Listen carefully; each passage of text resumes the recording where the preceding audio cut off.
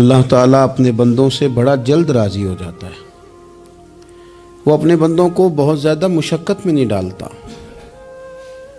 وہ اپنے بندوں سے اپنی نعمتوں کا بدلہ نہیں چاہتا۔ بہت سخت مشقت والی عبادتیں نعمتوں کے بدلے نہیں چاہتا۔ وہ بڑی جلدی رحم فرماتا ہے۔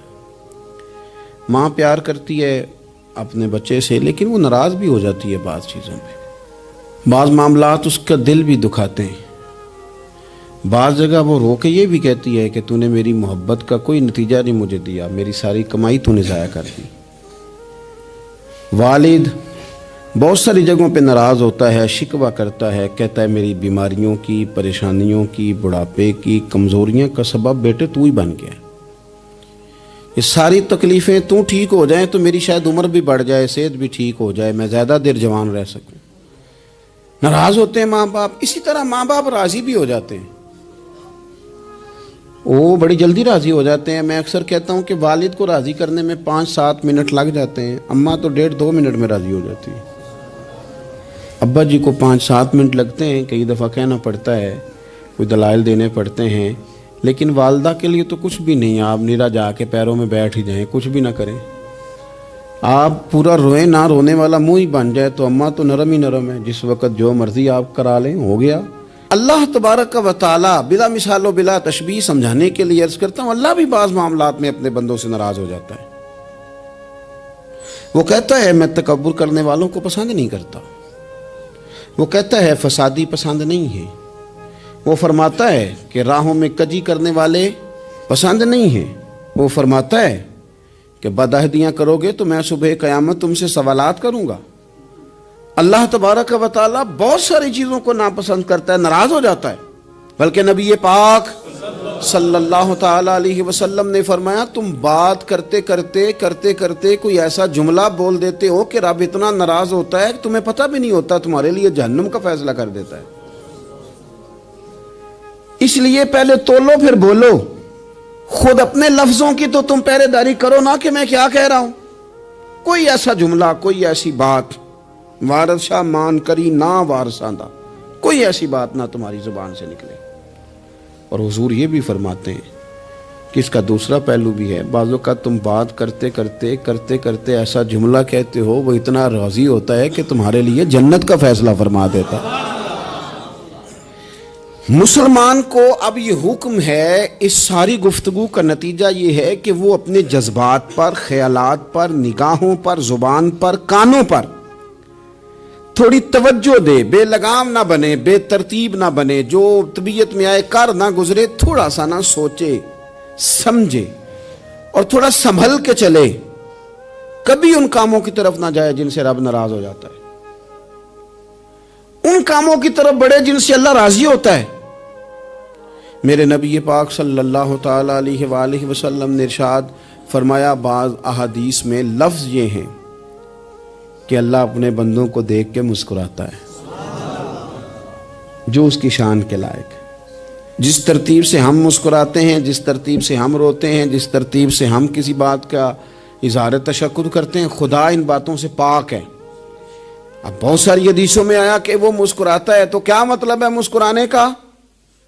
تو علماء تفسیر نے لکھا ہے مسکرانے کا مطلب یہ ہے کہ وہ بڑا ہی راضی ہوتا ہے اپنے بندے سے، بڑا راضی ہوتا ہے، یہ مطلب ہے۔ ایک تو مسکرانے کا مطلب یہ کہ وہ بڑا راضی ہو گیا، وہ مسکرا دیا اپنے بندے پہ۔ اور ایک اس کا معنی خود نبی پاک صلی اللہ تعالیٰ علیہ وسلم نے بیان فرمایا۔ مسند امام احمد بن حنبل میں حدیث ہے، حضور سید عالم علیہ السلام سے صحابہ نے پوچھا یا رسول اللہ شہید تو بڑے لوگ ہوتے ہیں، شہیدوں میں افضل کون ہے؟ تو اللہ کے حبیب علیہ السلام فرمانے لگے وہ والا بندہ جو ڈٹ گیا تھا کافروں کے مقابلے میں، وہ ہلا نہیں، پوری طرح ڈٹ کے جو لڑا وہ شہداء میں افضل ہے۔ حضور فرماتے ہیں وہ جنت کے بالا خانوں میں سیر کرے گا اور رب اسے دیکھ کے مسکرائے گا، رب اسے دیکھ کے مسکرائے گا، اللہ تعالیٰ مسکراتا ہے اسے دیکھ کے۔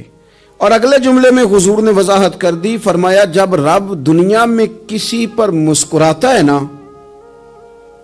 تو اس کا معنی یہ ہے کہ قیامت میں پھر اللہ اسے حساب کوئی نہیں لے گا۔ جس پر اللہ دنیا میں مسکرا دیا اس سے کوئی حساب تو وہ کام ڈھونڈنے چاہیے نا جس سے اللہ مسکرائے. ویسے کبھی ہم ایسا کرتے ہیں کہ نہیں کہ کسی کو راضی کیا جائے؟ یہ کام ہم کرتے ہیں کہ ہماری کمپنی کا جو سربراہ ہے وہ ہم سے راضی رہے. جس ادارے میں ہم پڑھاتے ہیں اس ادارے کا بڑا ہم سے راضی رہے. یہ کرتے ہیں ہم، اس کے لیے کچھ نہ کچھ ہیلے بہانے ہم کرتے ہیں. برادری، قبیلہ، علاقہ، بستی، لوگ کسی طریقے سے ہمارے ساتھ مطمئن رہیں. کرتے ہیں نا یہ سارے کام. اس میں تھوڑی مشکل بھی ہمیں آتی ہے لیکن کرتے ہیں. کیا کریں، گھر میں بھی کئی دفعہ ایسا ماحول بنانا پڑتا ہے. چلیں ایک اور میٹھی مثال دیتے ہیں، زیادہ سمجھ میں آئے گی. چھوٹا بچہ خوش رہے، آپ اس کے لیے محنت نہیں کرتے. وہ چھوٹا ہے، اس کو خوش کرنا فرض ہے ابا پہ. لیکن وہ کہتا ہے کہ میں نے موٹر سائیکل لینا ہے. چھوٹا ہے، چلا ہی نہیں پائے گا، تو ابا پھر اسے راضی کرتا ہے، کہتا ہے بیٹے چھوٹا سائیکل لے لے، چل میں تجھے اڑانے والا جہاز لے دیتا ہوں. مقصود کیا ہے کہ اس کو ناراض نہیں کرنا، یہ روئے نہ، اس کا دل نہ ٹوٹے. ہو یارو سنو نا میں کیا کہہ رہا ہوں. اگر چھوٹے بچے کے لیے وہ چیزیں ڈھونڈتے ہو، میرے ابا جی نا اپنے نواسے کے لیے کھلونا لے کے آئے تو بچہ بڑا ہی کھیلا تو ابا جی کہنے لگے لو پیسے پورے ہو گئے. میرے بچے کو پسند بڑا ہے نا، پیسے پورے کر چھڑے نے. دیکھو نا جی کتنا اس کو راضی ہوا ہے. تو انسان کیا کرتا ہے کہ کوشش کرتا ہے چھوٹا بچہ بھی ناراض نہ ہو، تو وہ چیزیں وہ ڈھونڈتا ہے کہ اس کو کیا پسند ہے. چاکلیٹ لے جاؤں، فلاں چیز لے جاؤں، آئس کریم لے جاؤں. تو ایک بچے کے لیے، گھر کے لیے، سربراہ کے لیے اتنی محنت کرتے ہو، تو وہ کام بھی ہمیں ڈھونڈ کے تلاش کرنے چاہیے نا جس سے رب راضی ہوتا ہے، اللہ راضی ہوتا ہے. بتاؤں وہ کون کون سے کام ہیں؟ نبی کریم صلی اللہ تعالی علیہ وسلم نے ارشاد فرمایا 3 لوگ ہیں جنہیں دیکھ کے رب مسکراتا ہے. یا رسول اللہ صلی اللہ علیہ وسلم وہ کون کون سے؟ تو محبوب فرمانے لگے ایک وہ بندہ ساری مخلوق سوئی ہے، آدھی رات ہے، رات کا پچھلا پہر ہے، اس نے اٹھ کے وضو کر لیا، مصلی پہ کھڑا ہو گیا خدا کی یاد میں. فرمایا اسے دیکھ کے رب مسکراتا ہے جو اس کی شان کے لائق ہے. مسکراتا ہے اللہ. یہ تو سونے کا ٹائم تھا، یہ تو گہری نیند آنے کا وقت تھا، رات کا پچھلا پہر. رات پوے تے بے درداں نو نیند پیاری آوے، تے درد منداں نو یاد سجن دی ستیاں وی آن جگاوے. اور ساون کی کالی راتوں میں جب بوندا باندی ہوتی ہے، وہ راتوں کو اٹھ روتے ہیں جب خلقت ساری سوتی ہے. اللہ مسکراتا ہے. اور سننا میرے بھائی، میرے نبی پاک صلی اللہ تعالی علیہ وسلم فرماتے ہیں جب مسلمان نماز کے لیے صفیں بناتے ہیں نا، ترتیب لگ رہی ہوتی ہے، اب اللہ کی بارگاہ میں کھڑے ہوں گے، قیام کریں گے، رکوع کریں گے، سجود کریں گے. فرمایا جب مومن صفیں بناتے ہیں تو رب دیکھ کے مسکراتا ہے. مسکراتا ہے. کمال ہو گئے عروج بندگی کا. جب بندے کو دیکھ کے رب مسکرائے. خدا بندے سے خود پوچھے بتا تیری رضا کیا ہے، مسکراتا ہے. اور میرے نبی پاک علیہ السلام فرماتے ہیں جب مجاہد جہاد کے لیے صفیں سیدھی کرتے ہیں. آج تو یہ رب کے نام پہ مرنے ہی آ گئے. یہ صفوں میں کھڑے ہوں گے، ترتیب سے لڑیں گے، ترتیب سے گلا کاٹیں گے کافروں کا یا شہادت لیں گے. فرمایا جب جہاد کے لوگ صفیں بناتے ہیں تو رب انہیں دیکھ کے مسکراتا ہے. کتنے نصیبوں والا وہ بندہ ہے جسے دیکھ کے مسکرا دیا. او یار کبھی تیرا بیٹا تیرے سامنے مسکرائے نا چھوٹا، تو تیرا دل باغ باغ ہو جاتا ہے. تیری ماں بیمار کسی ایک دن صحیح طرح ہنس پڑے تو طبیعت خوش ہو جاتی. مجھے بتاؤ نا جس کا رب بھی اسے دیکھ کے ہنس پڑے، جو اس کی شان کے لائق ہے، کیا اس بندے کے نصیبیں ہیں، کیا اس کے مقدر ہیں. آپ اس مقام پر اپنے آپ کو لائیں. اب دیکھیں نا یہ حدیث آپ نے سن لی. اب ہم نے نا اس طرح صفحے نہیں بنانے جس طرح ساری دنیا. اب ذرا صفحے بھی شوق سے بنائیں گے. اب ذرا تھوڑا سا شوق پیدا کریں گے. بھئی یہ تو میں وہ کام کرنے لگا ہوں جسے دیکھ کے رب مسکراتا ہے. نبی پاک صلی اللہ علیہ وسلم نے فرمایا جب کو بندہ توبہ کرتا ہے نا، ہم توبہ کا رٹا لگاتے ہیں، یا اللہ میری توبہ یا اللہ. اور توبہ کا تو مطلب یہ ہے کہ پچھلے گناہوں سے پکی توبہ، آج کے بعد یہ غلطی نہ کرنے کا پکا وعدہ. تو نے ساری شب برات رو کے گزاری ہے، بتا سویرے جھوٹ جوڑنے کا ارادہ ہے تیرا؟ آج کے بعد رشوت تو نہیں نہ لے گا، ملاوٹ تو نہیں نہ کرے گا، یہ توبہ ہے. اور اگر سارے کام اسی طرح کرنے تو پھر یہ توبہ کا رٹا ہے. جتنا مرضی لگاؤ، حضرت علی بن ربیعہ رضی اللہ تعالیٰ عنہ فرماتے ہیں میں مولا علی کے ساتھ تھا، مقام حرہ کی طرف جا رہے تھے، حضرت علی نے ہاتھ اٹھا کے دعا مانگی ہماری تعلیم کے لیے، ورنہ حضرت علی ہم صحابہ کو محفوظ عن الخطا تو مانتے ہیں نا، ہاتھ اٹھا کے کہا اے اللہ ہمارے گناہ بخش دے، تیرے علاوہ کوئی معاف کرنے والا نہیں۔ اور پھر حضرت علی آسمان کی طرف دیکھا اور دیکھ کے نا حضرت علی بن ربیعہ کو تو مسکرائے۔ حضرت علی بن ربیعہ کہنے لگے حضور مسکرائے کیوں ہو؟ فرمانے لگے ایک دن میں حضور کے ساتھ اسی طرح آیا تھا، اسی طرح حضور نے دعا فرمائی تھی ہماری تعلیم کے لیے، اور پھر حضور مجھے دیکھ کے مسکرائے تھے اور فرمایا جب کوئی بندہ رب کی بارگاہ میں اس طرح استغفار کرتا ہے تو رب مسکراتا ہے اور مسکرا کے فرماتا دیکھ لو میرے بندوں کو پتا ہے کہ میرے علاوہ معاف کرنے والا کوئی نہیں، انہیں پتا ہے، تم اس کی بارگاہ میں رجوع تو لاؤ، آؤ تو صحیح دو آنسو لے کر۔ اقبال کہتے ہیں کہ موتی سمجھ کے شان کریمی نے چن لیا، قطرے دو گرے میرے ار کے انفعال کے، دو میں نے آنسو بہائے تھے تو اس کے کرم نے تو موتی سمجھ کے چن لیے۔ سنو نا حضور اس استغفار کو اللہ کو یار رات کو توبہ کر کے سونا چاہیے ہمیں، کچھ غلطیاں ہم کرنا نہیں چاہتے پر ہم سے ہو جاتی ہیں، کچھ دل ہم توڑنا نہیں چاہتے پر وہ ٹوٹ جاتے ہیں، ہماری مجبوری ہوتی ہے ٹوٹ جاتے ہیں، رات کو اس کی بارگاہ میں ہاتھ باندھ کے کشکول طلب دراز کر کے خوب استغفار پڑھنا چاہیے کہ مالک بندے ہیں نا کیا کریں، نفس کا ساتھ ہے، دنیا کا ساتھ ہے، خواہشات نفسانیہ، مالک معاف کر دے، درد سے توبہ، رسم نہ ہو، کہانی نہ ہو، لفظ نہ ہو، جملے نہ ہو، اور جناب ایسے لوگوں کے بیچ بڑے ہاتھ باندھ کے اور بڑا کوئی ضرورت نہیں، آپ اکیلے اپنی چارپائی پہ بستر کے اندر منہ دے کے بھی درد سے کہیں گے نا معاف کر دے تو وہ تو مہربانی بڑا ہے۔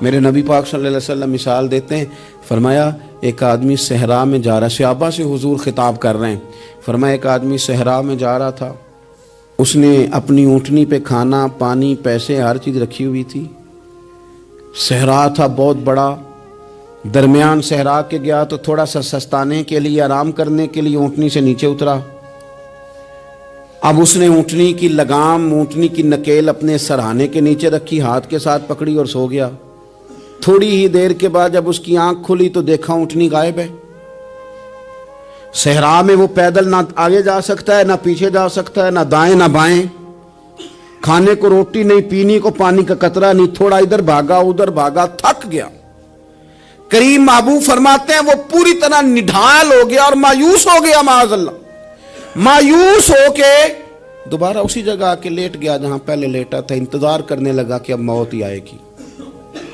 آخری وقت ہے، اب نہ میں پیدل یہ صحرا کراس کر سکتا ہوں، نہ پیچھے جا سکتا ہوں، نہ کھانا ہے نہ پانی ہے، سوائے موت کے کوئی سہارا نہیں۔ حضور فرماتے ہیں وہ رستے میں دوبارہ لیٹ گیا، اچانک اس نے رخ بدلا تو اونٹنی سامنے کھڑی تھی، حضور نے صحابہ سے پوچھا بتاؤ نا اسے بھلا کتنی کو خوشی ہوگی؟ یا رسول اللہ جی سے نئی زندگی مل گئی ہے۔ آپ دیکھیں نا سارے ڈاکٹروں نے کہہ دیا کہ اس کے تو گردے معدہ جگر ہر چیز ختم ہے، گھر لے جاؤ خدمت کرو، ہر طرف پریشانی ہے، وہ بندہ بھی سمجھ گیا ہے کہ آخری وقت آ گیا، کل جاؤں پرسوں جاؤں، تیاری ہو گئی، سب لوگ آ گئے، باہر والے بھی آ گئے، یہ ماحول ایک عجیب رنگ اختیار کر گیا۔ اچانک ایک ڈاکٹر نے آ کے کہا نہیں نہیں غلطی لگ گئی تھی۔ مجھے بتائیے انداز کیا ہوتا ہے؟ بغیر دوائی کے بندہ اٹھ کے کھڑا نہیں ہو جاتا، او میں تو بچ گیا ہوں۔ نبی پاک صلی اللہ علیہ وسلم فرمانے لگے اس کی اونٹنی مل گئی، بتاؤ بھلا اسے کتنی خوشی ہوگی؟ یا رسول اللہ وہ تو دوبارہ دنیا میں آ گیا۔ حضور فرمانے لگے اسے کچھ بھی خوشی نہیں ہوئی۔ جب کوئی رب کا گناہگار بندہ آ کے توبہ کرتا ہے، رب کو اس سے کئی گنا زیادہ خوشی ہوتی ہے۔ میرا بندہ آ گیا ہے، میرا بندہ آ گیا ہے، میرے گھر آ گیا، اس نے آنسو بہائے ہیں، اس نے کہا اللہ میں تیرا ہی ہوں، تیرا ہی رزق کھاتا ہوں، تیری ہی زمین پہ رہتا ہوں، تیرے نام سے میری سانسیں چلتی ہیں۔ وہ آ گیا، فرمایا اس اونٹنی والے سے زیادہ رب کو خوشی ہوتی ہے جب گناہگار آ کے توبہ کرتا ہے۔ گناہگاروں کے آنسو اس کی بارگاہ میں بڑے مقبول ہیں، لیکن ہم رسم ادا کرتے ہیں، توبہ نہیں کرتے، ہم اپنے آپ کے ساتھ دھوکہ کرتے ہیں، جھوٹ بولتے ہیں۔ ہم بندہ کوئی ناراض ہو جائے تو ہمیں کو نہیں نیند آتی، اس کے گھر چلے جاتے ہیں، ہم اپنے سارے رشتوں کو تعلقات کو مینٹین کر کے رکھنے کے عادی ہیں. ہمیں پتہ ہے کہ وہاں میں نہیں جا سکا تو بیٹا بھیجتا ہوں, فلاں شادی پہ میں نہیں جا سکا تو بھتیجا بھیجتا ہوں, بھائی بھیجتا ہوں. ہر تعلق کا ہم نے خیال رکھا کوئی روٹھ نہ جائے. لیکن کمال ہے نا, یہ نہیں سوچا کہ اگر رب روٹھ گیا تو جب وہ روٹھ جائے نا تو سارے رشتے بھی بندے کے پاس موجود ہوں تو کوئی کارآمد نہیں ہوتا. پھر کروڑوں روپیہ جیب میں ہوں تو ڈاکٹروں کی دوائیاں اثر نہیں کرتی. وہ روٹھ جائے تو پھر انسان اس طرح سے پھسلتا ہے کہ بڑے بڑے اس کے پاس دروازے ہوتے ہیں پر کسی جگہ اس کا ہاتھ نہیں لگتا. خدا را خیال کریں, دنیا روٹتی ہے تو روٹھ جائے, رب رسول ناراض نہ ہونے پائیں, اس کا خیال کریں. حضور فرماتے ہیں وہ مسکراتا ہے, اسے خوشی ہوتی ہے جب کوئی اس کا بندہ اس کی طرف رجوع کرتا ہے. میرے عزیزو, رسول پاک صلی اللہ تعالی علیہ وسلم نے ان لوگوں کے تذکرے کیے جنہیں دیکھ کے رب مسکراتا ہے. ہم نا گناہگاروں پر بھی فتویٰ دینے میں جلدی کرتے ہیں اور نیکی پر بشارت دینے میں بھی جلدی کرتے ہیں, حالانکہ یہ ہماری ذمہ داری نہیں. پتہ نہیں اللہ تعالیٰ کس کو کب توفیق توبہ دے کے اپنے قریب کر لے, لیکن بڑی جلدی ہے, بڑی جلدی فتویٰ دینے میں. اور یہ فتویٰ اب صرف مفتیوں کا نہیں رہ گیا, یہ میری طرح کے آپ کی طرح کے ڈھیروں لوگ ہیں جنہوں نے جیبوں میں فتوے ڈالے ہوئے. بھئی آپ نے کیوں ذمہ داری لے لی ہے جنت میں داخل کرنے کی اور نکالنے کی؟ یہ تو میرے رب کریم کا کرم ہے, وہ جس کو چاہے جب چاہے جتنا چاہے عطا کرے. لیکن کچھ لوگ نا بڑے پکے ہو گئے ہیں کہ شاید جو میں سوچ رہا ہوں وہی درست ہے. کبھی کبھی کچھ چیزیں عجیب بھی ہوتی ہیں, لہذا خدا کی رحمت پر بھروسہ کر کے بات کرنی چاہیے. اپنی مرضی کے فتوے نہیں داغنے چاہیے. وہ دیکھو جی فلانا بندہ یوں کر رہا ہے, آپ کو پتہ ہی نہیں پوری بات کا, آپ کو علم ہی نہیں پوری بات کا. حضرت بہاءاللہ نقشبند بخاری رحمت اللہ علیہ فرماتے ہیں میں حج کرنے گیا تو وہاں میں نے ایک آدمی کو کروڑوں کا کاروبار کرتے دیکھا تو میرے دل میں خیال ہے یہاں بھی اللہ اللہ کرنی چاہیے تھی, دنیا داری کر رہا ہے. لیکن فرماتے ہیں حج سے فارغ ہوئے تو میں نے دیکھا وہی بندہ سارا کچھ رب کی بارگاہ میں خیرات کر رہا ہے, اور سینکڑوں غریب حاجی ہیں جن کو پورے خرچے دے رہا ہے. تو میں نے وہی اپنی سوچ سے توبہ کی کہ میں کہاں تھا. بڑی جلدی کھڑے نہ ہو جائیں. حضرت حسن بصری رحمت اللہ تعالی علیہ ارشاد فرماتے ہیں کہ میں دریا کے کنارے گیا تو وہاں میں نے ایک شخص کو دیکھا, وہ اپنی ایک خاتون کی گود میں سر رکھ کے بیٹھا اور قریب ایک بوتل بھی پڑی ہے. میرے دل میں معاذ اللہ خیال آیا کہ دیکھو کس انداز میں ایک عورت کے ساتھ یہ ہے اور پاس بوتل بھی پڑی ہے, جانے شراب ہے. کہتے میں سوچ ہی رہا تھا کہ اچانک کی کشتی آ رہی تھی دریا میں, وہ ہجکو لے کھائے, کشتی میں 4-5 لوگ تھے, وہ دریا میں ڈوبنے لگے. وہ آدمی تیزی سے اٹھا, دریا میں چھلانگ لگائی, پہلے ایک کو نکالا, پھر دوسرا نکالا, پھر تیسرا نکالا. ایک بندہ رہ گیا, کہنے لگا حضور مجھے تو آپ نے گناہگار سمجھا ہے, میں تو بڑے غلط انداز میں یہاں بیٹھا ہوں, آپ نے جو سوچا چلیں گے چوتھا بندہ آپ نکالنا ہے, کرے نا یہ کام, کرے نا یہ کام. بڑے بھولے بھالے بڑے اللہ والے, ریاض آپ کو بس ہم ہی جانتے ہیں. اتنی جلدی فتویٰ. حضرت حسن بصری فرماتے ہیں میں پشیمان ہوا, میں نے کہا مجھے تیرنا نہیں آتا, تو دیر نہ کر چوتھا ڈوب نہ جائے. کرتے اس نے چھلانگ لگائی, چوتھا بھی نکال لایا اور کہنے لگا حضرت آپ نے جلدی کی سوچنے میں, یہ بی بی میری ماں ہے اور یہ سرکے کی بوتل ہے. ہم ماں بیٹے کا یہ مشغلہ ہے کہ یہ وہ جگہ ہے جہاں آ کے لوگ مسافر اترتے ہیں, اور یہاں سے کسی کا گھر 100 میل ہے, کسی کا 200 میل ہے. ہم صبح سرکہ کھجوریں روٹیاں لے کے یہاں آتے ہیں, مسافروں کی نوکری کرتے ہیں, کوئی پریشان ہو تو مدد کرتے ہیں. حضرت خواجہ حسن بصری فرماتے ہیں میں نے معافی مانگی, ان سے بھی مانگی, رب سے بھی مانگی. انہوں نے مانگ لی نا, بزرگ تھے, پر ہم کو نہیں تیار مانگنے کو. ہم ہر وقت بدگمانیاں, وہ فلانے جرم کرتا تھا, میں اسے اب کیسے نیک مان لوں. بھئی اب وہ نمازی ہے, خدا کے گھر آتا جاتا ہے, اب اللہ کی بارگاہ میں حاضر ہوتا ہے. جب رب نے معاف کر دیا تو بھی سوچ بدل جا. سنیں حضور کیا فرماتے ہیں. نبی پاک صاحب الاخلاق صلی اللہ تعالی علیہ وسلم فرماتے ہیں, مسند امام احمد بن حنبل دیکھیے, فرمایا رب اس وقت بڑا ہی مسکرائے گا جب قاتل بھی جنت میں جائے گا, مقتول بھی جنت میں جائے گا. یا رسول اللہ مقتول تو گیا, یہ قاتل کیسے چلا گیا؟ حضور فرماتے ہیں جائے گا, اور جائے گا اور رب مسکرائے گا جو اس کی شان کے لائق ہے. یا رسول اللہ کس طرح؟ تو نبی پاک صلی اللہ علیہ وسلم فرمانے لگے اس نے ایک مومن کو قتل کیا تھا، وہ شہید ہو کے جنت میں چلا گیا، اب اللہ نے بعد میں اسے توبہ کی توفیق دے دی۔ پہلے اس نے کلمہ پڑھا، پھر یہ میدان میں اترا، کافروں سے لڑا، یہ شہید ہوا، رب نے اسے بھی جنت دے دی۔ قاتل بھی جنت میں، مقتول بھی جنت میں۔ اور بات اتنی انوکھی ہے کہ رب دیکھ کے مسکرا رہا ہے، جو اس کی شان کے لائق ہے۔ ہم جلدی میں ہیں، ہم انتظار نہیں کر رہے کہ شاید توبہ کر جائے، ہم انتظار نہیں کر رہے، لیکن میرے عزیز اتنی جلدی نہ کریں۔ سوچوں کا صاف ہونا، ذہنوں کا پاک ہونا، اور لوگوں کے بارے میں گمان کا اچھا ہونا۔ آپ کسی نفسیات کے ڈاکٹر کے پاس چلے جائیں، اسے کہیں ٹینشن بڑی ہے، میں ان کے مضامین پڑھتا رہتا ہوں، وہ سب سے پہلا سبق آپ کو یہ پڑھائیں گے کہ اچھا سوچا کریں۔ اچھا سوچنے سے بندہ تندرست رہتا ہے۔ کس سے بندہ تندرست رہتا ہے؟ ہیں جی، واقعی یعنی اس والے پڑوسی کے بارے میں بھی اچھا سوچنا ہے، گھر میں اس والے کے بارے میں بھی، چھوٹے بھائی کے بارے میں بھی اچھا سوچنا ہے، اور بڑے کے بارے میں بھی اچھا ہی سوچنا ہے۔ یعنی اپنی برادری قبیلے کے بارے میں بھی اچھا سوچیں، جو قبیلے کا نہیں اس کے بارے میں بھی چلیں تھوڑا سا اچھا سوچ لیں۔ اپنے بارے میں تو اچھا سوچا ہے بڑا، میں کہتا ہوں کہ ہم اپنی غلطیوں سمیت اپنے آپ سے بڑا پیار کرتے ہیں، اور دوسرے کی ایک غلطی نظر آ جائے تو ہمیں گھین آنے لگ جاتی ہے۔ آپ جلدی نہ کریں، مالک نے موقع دیا ہے بندوں کو، نہ وہ کسی کا رزق چھین رہا ہے، نہ سانسیں چھین رہا ہے، وہ اپنی زمین پہ چلنے بھی دے رہا ہے، رہنے بھی دے رہا ہے۔ تو جب اس نے موقع دیا ہے آپ بھی تھوڑا موقع دیں۔ اللہ بڑا کریم ہے، دروازے کھولے گا، اس کے بندے اس کی بارگاہ تک پہنچیں گے۔ بدگمانیاں اور پھر بدگمانیوں کا عروج، اور اس لیول تک جا کے بات کر دینا کا جہاں سے خوف آئے کہ یار یہ بات نہیں کرنی چاہیے۔ رسول کائنات سرور دو عالم صلی اللہ تعالی علیہ وسلم فرماتے ہیں کہ اللہ مسکراتا ہے۔ دیکھو ہمارے ہاں نا ایک اور بھی مسئلہ بن گیا ہے، میں نے کچھ لوگوں کو نا پکا، میرے پیارے ہیں، محبت ہے مجھے، تو میں چونکہ آپ میری کلاس ہیں، میں مشاہداتی اور تجرباتی باتیں بھی کر لیتا ہوں، اسی کی روشنی میں کئی دفعہ گفتگو بھی تیار کرتا ہوں۔ کچھ لوگوں نے نا پکا ذہن بنا لیا یہ کہنے کا کہ ہاتھ بڑا تنگ ہے، پکا، آپ جس وقت پوچھ لیں ان کا ہاتھ اور بڑا ہی زیادہ تنگ ہے۔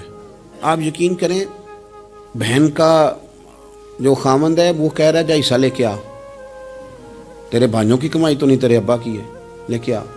وہ بیچاری اس کی منتیں کر رہی ہے، کہتی ہے اگر جاؤں گی نا تو وہ کہیں گے حصہ لے جا، آج کے بعد ہمارے گھر نہ آنا، میرا دروازہ نہ بند کرو، مہربانی کرو۔ اور بھائی سے بات کرتی ہے تو کہتا ہے ہاتھ ہی بڑا تنگ ہے، جب ٹھیک ہوگا تو دے دوں گا۔ نہ کریں یہ ظلم۔ ہمارے اپنے تڑپتے رہتے ہیں اور ہماری دولتیں اندر پڑی رہتی ہیں، ہمارے اپنے چھوٹی چھوٹی ضروریات کے لیے پریشان ہوتے ہیں، لیکن ہم بڑے بڑے بہانے ہیں ہمارے پاس، کہتے ہیں یہ نکمہ ہے، یہ نکھٹو ہے، یہ کام نہیں کرتا، اس میں فلانا ہے، بے فلانا ہے، بلے میں نے نہیں ساتھ چلنا۔ اظہار جب آپ کے اندر پیدا ہوتا ہے نا، اظہار جب کسی کے لیے آپ حساس ہوتے ہیں تو آپ کو بھی سرور حاصل ہوتا ہے۔ نہ کریں یہ کام کہ آپ کو اللہ نے وسعت دی ہے اور ہر وقت آپ ہاتھ تانگ ہونے کا رونا رو رہے ہیں، ہر وقت آپ یہ کہہ رہے ہیں میں بڑی آزمائش میں ہوں، جب خدا نے آپ پہ نہیں ڈالی۔ تو اتنے جھوٹ بولنا صرف اس لیے کہ میرے پیسے بچ جائیں، صرف اس لیے کہانی سنانا کہ حالات میرے بڑے خراب ہیں کہ کوئی بندہ میرے سے کوئی تھوڑا بہت قرض نہ مانگ لے۔ سنو، نبی پاک صلی اللہ علیہ وسلم کے پاس مہمان آ گیا، بخاری مسلم ہے، حضور نے ازواج مطہرات کے گھروں میں پیغام بھیجا، کچھ چیز ہے ضیافت کے لیے؟ یا رسول اللہ کچھ بھی نہیں، یہ دو جہاں کے شاہ ہیں اور پاس کچھ رکھتے نہیں، دو جہاں کی نعمتیں ہیں ان کے خالی ہاتھ میں۔ یا رسول اللہ کوئی چیز بھی نہیں۔ حضور نے صحابہ کے مجمع پہ نظر ڈالی، یا رسول اللہ صلی اللہ علیہ وسلم حکم ہو، تو حضور فرمانے لگے تم میں سے کوئی بندہ ہے جو اسے گھر لے جائے روٹی کھلائے؟ ایک صحابی اٹھے فوراً، حضور میں لے کے جاتا ہوں کھانا کھلاتا ہوں۔ فرماتے ہیں میرے گھر میں صرف بچوں کا کھانا تھا، یہ نہیں کہ فریزر بھرا ہوا ہے نعمتوں سے، صرف بچوں کا کھانا، یہ نہیں کہ کسی کو دیکھ کے اپنی ہنڈیا پہ برتن دے لیا، صرف بچوں کا کھانا۔ کہتے ہیں گھر گیا، بیوی سے کہا کیا کیفیت ہے؟ کہنے لگی بچوں کی روٹی ہے۔ میں نے کہا بچے سلا دے، صبح ناشتہ کر لیں گے۔ تو کہنے لگی آپ کیا کھائیں گے؟ تو میں نے کہا نہ میں کھاؤں گا نہ تو کھائے گی، مہمان جو نبی پاک کا ہے۔ کہا اچھا، اب ذرا تجویز دیکھو میاں بیوی کی سوجھی آپس میں، کہتے ہیں کھانا لگا دینا، کیونکہ ایک آدھ بندے کا کھانا ہے، اپنی غربتوں کا ہر جگہ اظہار کرنا، رونا رونا، یہ دیکھو غربت کیسے چھپائی جا رہی۔ اس کو کہا نہیں کہ چل تو تھوڑا رحم کھا، تو آیا ہے تو تھوڑا رحم کھا، یہ نہیں کہا اٹھ کے نا تو کھانا رکھنا اور اٹھ کے نا چراغ ٹھیک کرنے کے بہانے بجھا دینا۔ ہم دنیا والوں کے سامنے کیوں اپنے دکھ بیان کریں؟ ہم جو کہیں گے رب رسول کی بارگاہ میں کہیں گے۔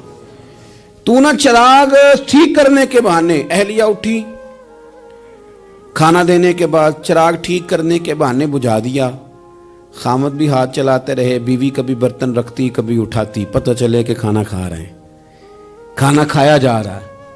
کہتے ہیں مہمان پیٹ بھر کے کھانا کھا گیا، یہ کام ہوا رات کے اندھیرے میں، اس وقت ہوا جب چراغ بھی بند تھا، اس وقت ہوا جب کوئی دیکھنے والا نہیں تھا، کسی پڑوسی کو بھی خبر نہیں تھی۔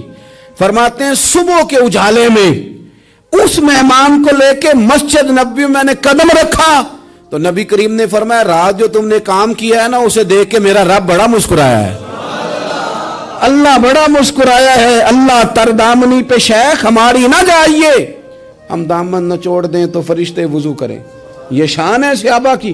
نبی کریم علیہ السلام نے فرمایا رب رات مسکرایا تیرا یہ انداز دیکھ کے، اور اس نے قرآن نازل کیا وَيُؤْثِرُونَ عَلَىٰ أَنفُسِهِمْ وَلَوْ كَانَ بِهِمْ خَصَاصَةٌ۔ کچھ لوگ وہ ہیں جنہیں بڑی بھی ضرورت ہو تو دوسروں پر اثار کر دیتے ہیں، قربانی دے دیتے ہیں۔ رب مسکرایا ہے، اندر پیسے رکھے ہوئے ہیں، اندر پیسے رکھے ہوئے ہیں، اور بہن آ کے منت کر رہی ہے کہ بھائی حالات بڑے خراب ہیں، تھوڑی سی مہربانی کر، تو کہتے ہیں بہن پردہ ہی ہے بس، کیسے بتاؤں تجھے حالات، تجھے کیا بتاؤں کام کتنی مشکل سے چلتا ہے، یہ پردہ یہ بس۔ بہرحال اگر تو نے کہا ہے نا 50,000 تو میں زیادہ نہیں کوئی 20 کو دے دوں گا تجھے، وہ بھی خاصی نیکی کر کے، وہ بھی بتا سکھا کے۔ رات اماں پہ علیحدہ سے احسان چڑھاؤں گا، ابا پہ علیحدہ سے چڑھاؤں گا کہ تمہاری بیٹی کے ساتھ تعاون کر رہا ہوں، سارے علاقے کو ویسے ہی بتاؤں گا۔ اور وہ غریبنی بیچاری 20,000 لے کے گھر گئی ہے، پہ سفارشیں کر رہی ہے کہ مہربانی کرو۔ میں نے ایسے بھی دیکھے ہیں جو پہلے بیوی کو پکڑاتے ہیں تو دے، اس لیے کہ پھر وزیر اعظم تو ڈنڈا نکال لے گا تو بڑا مشکل ہو جائے گا پھر گھر میں رہنا، لہذا وہ یہ تو آگے لگ۔ یہ کیا لہجہ ہے آپ کا؟ یہ تو کسی کو بھی دیں تو چھپا کے دینے کا حکم ہے، کسی کو بھی دیں تو ہمیں حکم یہ ہے کہ سیدھے ہاتھ سے دینا ہے، الٹے کو خبر۔ اور یہ جو بالکل ہی اپنے ہیں ان پر تو پردہ پوشی آپ کے لیے ویسے ہی ضرورت تھی۔ میرے عزیز رب مسکراتا ہے، میرے نبی پاک علیہ السلام نے یہ اعمال ہمیں بتائے جن پر اللہ مسکراتا ہے، خوش ہوتا ہے۔ اور بعض لوگوں کو حضور نے نامینیٹ کیا، حضرت سعد بن معاذ رضی اللہ تعالیٰ عنہ عظیم صحابی تھے، یہ وہ خوبصورت صحابیاں جن کے جنازے کو کندھا میرے نبی پاک نے عطا فرمایا، حضور نے کندھا عطا فرمایا، کمال ہو گئی۔ نرخ بازار محبت کا انوکھا ہی ہو گیا، خود خریداروں میں شامل آ کے مولا ہو گیا، حضور نے کندھا دیا۔ حضرت سعد بن معاذ رضی اللہ تعالیٰ عنہ کا جب جنازہ اٹھا ان کی والدہ رو پڑی، بڑے درد سے روئی، ماں تھی نا، ان کی آواز جب حضور تک گئی تو نبی پاک نے فرمایا آنسوؤں کو روک لے، آواز کو کم کر لے، تیرے بیٹے کی تو جب روح پرواز ہوئی ہے تو رب مسکرایا ہے، جس کے آنے پہ رب راضی ہو مسکرا دے جو اس کی شان کے لائق ہے۔ یہ تو وہ لوگ ہیں کہ جن کے جانے پر نا رب، وہ کسی نے کہا تھا کہ میرے مرنے پہ ہر سو شور مچ جائے گا، دیکھو گے میرے مرنے پہ ہر سو شور، تمہیں پتہ چل جائے گا جب ہم جائیں گے، میرے مرنے پہ ہر سو شور مچ جائے گا دیکھو گے، اور کہنے الوداع سرکار خود تشریف لائیں گے۔ اور درویش کہنے لگے بعد مرندے مکھڑا میرا ہو جاوے جے تازہ، پھر سمجھ لینا محبوب میرے نے آن پڑے ہے جنازہ، اور عاشق کا جنازہ ہے، ذرا دھوم سے نکلے اور محبوب کی گلیوں سے ذرا گھوم کے نکلے۔ فرمایا کہ ان کے تو جانے پہ رب کریم، اور حضور نے ایک دعا بھی دی۔ حضرت ابو طلحہ، حضرت طلحہ رضی اللہ تعالیٰ عنہ صحابی تھے، ان کا وصال ہو گیا تو حضور نے دعا بھی دی، فرمایا یا اللہ جب میرا طلحہ ہے نا تو اس سے مسکرا کے بات کرنا، یہ تجھ سے مسکرا کے بات کرے جو تیری شان کے لائق ہے۔ تو اللہ تعالیٰ غائب درجے راضی ہوتا ہے۔ ایک دفعہ پھر بات دہراتا ہوں، جو میدان میں ڈٹ کے شہید ہو رب اسے دیکھ کے مسکراتا ہے، جو اس کی شان کے لائق، جو توبہ صحیح کریں، سچی کریں، رب انہیں دیکھ کے مسکراتا ہے جو اس کی شان کے لائق ہے۔ جو نماز کے لیے صفیں بنائے رب انہیں دیکھ کے مسکراتا ہے، جو جہاد کے لیے صفیں بنائے رب دیکھ کے مسکراتا ہے، جو لوگ صبح پچھلے پہر اٹھ کے عبادت کریں رب انہیں دیکھ کے مسکراتا ہے، اور جو کبھی کبھی بھوکے رہ کے دوسروں پر قربان کر کے احسان کر دیں رب انہیں دیکھ کے مسکراتا ہے۔ بہت بڑی فضیلت ہے۔ اللہ ان سارے کاموں میں سے کسی ایک کام پہ ہمیں بھی لگا دے تاکہ یہ بڑی فضیلت اللہ تعالی ہم گناہگاروں کے حصے میں بھی فرما دے۔ آخر دعوانا ان الحمدللہ رب العالمین۔